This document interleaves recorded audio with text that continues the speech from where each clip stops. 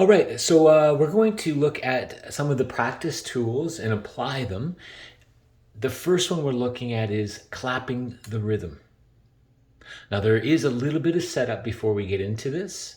So I would suggest if you're able to print off multiple copies of the paper copies of the piece, that'd be good.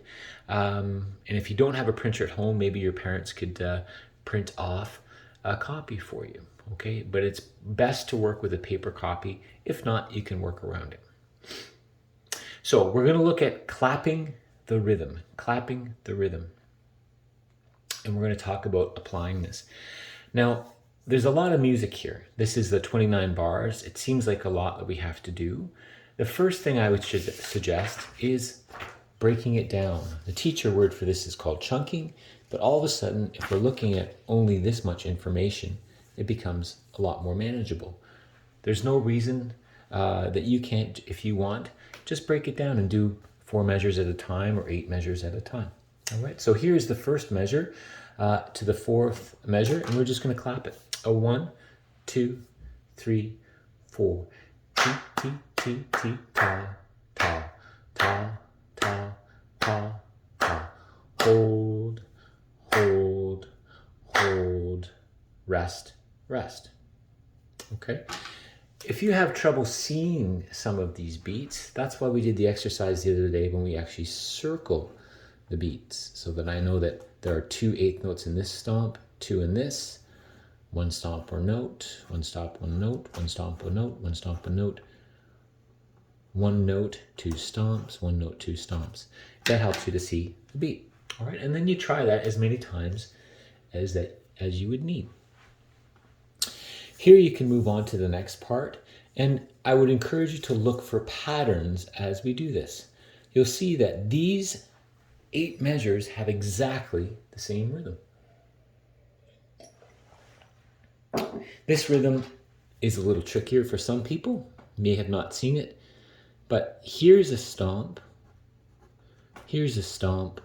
and then this comes right afterwards. So you could think in terms of the counting, 1, 2, and 3, 4. It sounds like this: 1, 2, and stomp, stomp. 1, 2, and stomp, stomp. 1, 2, and stomp, stomp. 1, 2, and stomp, stomp. And you'd want to practice that as many times as you need until you feel really confident with that. It doesn't have to be 20 times. Then we'll move on to the last little bit here. You may notice that the rhythm here is very, very similar to what you see off the beginning.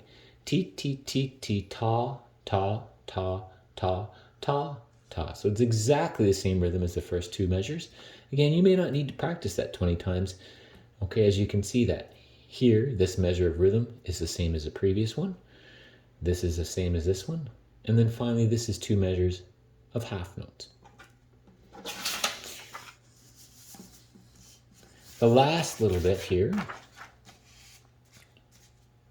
as we get to the chorus, is all TTs. So I'll get you to actually clap this all the way through, and I'll try to point to it at the same time. 1, 2, 3, 4. T, T, T, T, T, T, T, T, T, T, T, T, ta, rest. T, T, T, T, T, T, T, T, T, T, T, T, T, T, T. T, T, T, T, T, T, T, T, T, T, T, T, ta, rest.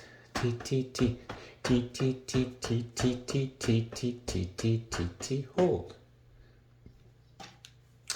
The last part of that is, it might be worth trying to see if you can clap the entire 29 measures, and then you've done the first step.